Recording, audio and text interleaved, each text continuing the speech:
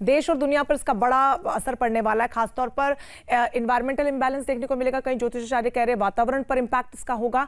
तो उनकी कुंडलियां क्या ठीक ठाक आपको नजर आ रही हैं? उनके लिए क्या उपाय आप देंगे? जी, आपने बहुत अच्छा प्रश्न पूछा। सबसे पहले मैं ट्रंप के ऊपर बात करना चाहता हूं कि ट्रंप की कुंडली में सेकंड हाउस पे ये ग्रहण पड़ेगा, और ये ग्रहण पड़ने से, क्योंकि सेकंड हाउस वाणी का कारक भी होता है और कहीं ना कहीं वित्तीय होता है, तो ट्रंप को एक तो नुकसान होता हुआ नजर आएगा इस ग्रहण के बाद से।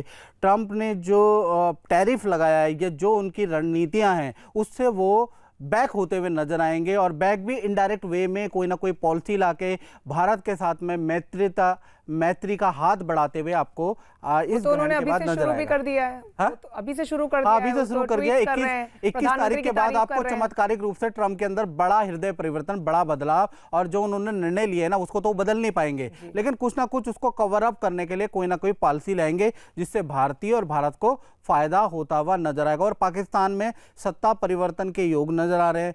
कहीं ना कहीं राष्ट्रपति शासन या कहीं ना कहीं सैन्य कार्रवाई से संबंधित कोई ना कोई बड़ी घटना मुझे पाकिस्तान और अरब देश के अंदर नजर आ रही है। हो सकता है वहाँ पर, क्योंकि ये जो सूर्य ग्रहण होता है या ग्रहण जब भी होते हैं तो भूकंप की स्थिति भी होती है, भूस्खलन की स्थितियाँ भी होती है, तो वो भी अरब देशों के अंदर ही ऐसा नजर आ रहा है कि अरब देशों के अंदर ऐसी चीजें हो सकती है। इस तरीके से भविष्यवाणियां लगातार आप लोग करते हैं, बहुत सटीक भविष्यवाणी आपने की है।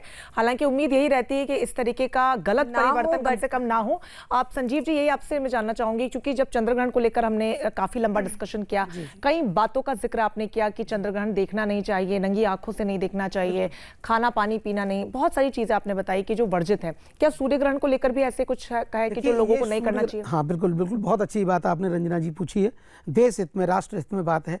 लेकिन हमारे भारत में इस बार ये जो ग्रहण पड़ रहा है, तो हमारे भारत में क्योंकि इसका प्रभाव दुष्प्रभाव नहीं रहेगा, सूतक काल वगैरह नहीं लगेगा, तो इसलिए भारत के लोग मस्त रहें और जितना भी अधिक से अधिक समय इस बार भजन में दे सकते हैं उतना दें। पंडित जी, कई लोग ऐसे हैं जिनका ये कहना होता है कि हम तो डेली लाइफ में भी काफी कुछ अच्छा करते हैं, दान पुण्य करते हैं, गौ माता को खिलाते हैं, भंडारा करवाते हैं, शिक्षा में दान करते हैं, बहुत से काम करते हैं, तो जब ग्रहण लगता है तो क्या खास हम कर लें इससे बचने के लिए?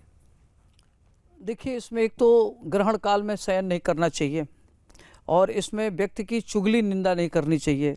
खास तौर से इसमें व्यक्ति को जब तब ध्यान करना चाहिए, तो ज़्यादा फायदेमंद होता है। और दूसरी चीज़, हम एक चीज़ और बताना चाहते हैं रंजना, कि यह जो ग्रहण लग रहा है 7 तारीख को लगा आपका, जिस दिन पूर्णिमा शुरू हुआ पितृ का, और सौर पितृ अमावस्या के दिन समाप्त हो रहा है, तो ये पितरों का समय है। तो देखा जाए तो पूरे सौर मंडल में खरमंडल मचेगा, और ये 0 से लेकर के 105 दिन के अंदर काफ़ी घटना दुर्घटना होगी।